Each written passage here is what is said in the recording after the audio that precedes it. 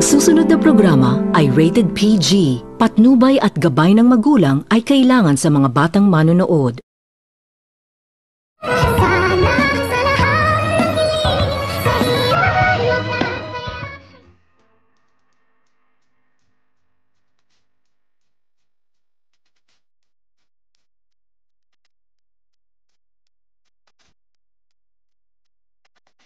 Pagkatapos nitong tawagan ni Zoe ang kanyang mami ay agad naman din itong nakikipagkita si Moira sa kanyang anak, kung kaya't agad itong nagtungo si Moira sa Epix Medical Hospital. At nang makarating na itong si Moira ay agad nitong tinawagan ni Moira ang kanyang anak na itong si Zoe na bumalik na umano siya sa Epix Medical Hospital at nasaan umano itong si Zoe ay dito. Agad naman din nitong sinagot ni Zoe ang kanyang mami na sa labas na umano sila mag-uusap, kung kaya't agad naman din nitong sinabi ni Moira sa kanyang anak na mag-aantay umano itong si Moira kay Zoe. Kung kaya't dali-dali naman din itong lumabas itong si Zoe, ngunit hindi nito alam ni Zoe na pinagmamasdan pala ito ni Justin, kung kaya't nang makita nito ni Justin na nadali-dali itong lumabas si Zoe sa Epix Medical Hospital ay agad naman din itong sinundan ni Justin itong si Zoe, dahil ang iniisip nito ni Justin na baka makikipagkita umano itong si Zoe sa kanyang mami at panahon na umano na makita rin at makausap ni Justin ang mami ni Zoe.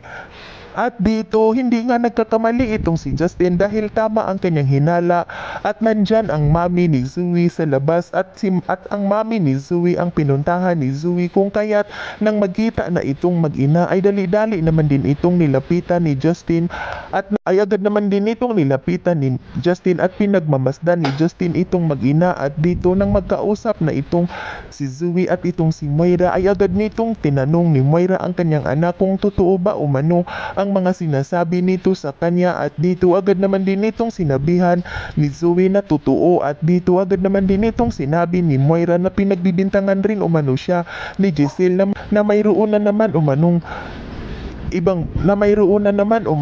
inuutusan itong si Moira, ngunit wala naman umanong inuutusan ito. Kung kaya't agad naman din itong sinabi ni Zoe sa kanyang mami kung sino umano itong si Justin at kilala ba umano ito ng kanyang mami. At habang nag-uusap itong dalawa at nang marinig nito ni Justin ang mga sinasabi ni Zoe sa kanyang mami ay agad naman din itong nagsalita itong si Justin, kung kaya't gulat naman din itong si Moira at nang malapitan na nito ni Justin ay agad naman din itong tinanong ni Moira kung sino umano siya. At dito nakangiti naman din itong si Justin na sumagot kay Moira at sinabihan nito ni Justin itong si Moira na